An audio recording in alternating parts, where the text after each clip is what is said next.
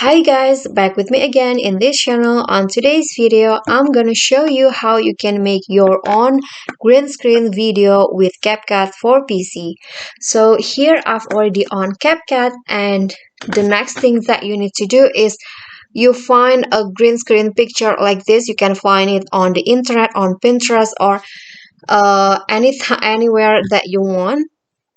And after that you need to import it to CapCut. So here I'm going to add it to track. So place the green screen as the main video here, and then click on the video that you want to add to the green screen. So for example, this one, and then drag this video out on top of the green screen. So like this. Oops.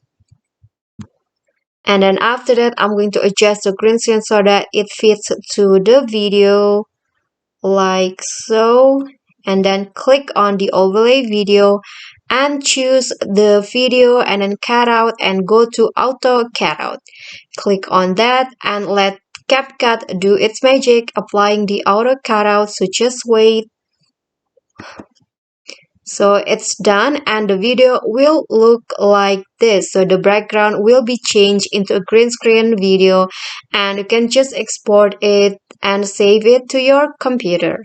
Okay, so that is how you can make your own green screen video on CapCut for PC.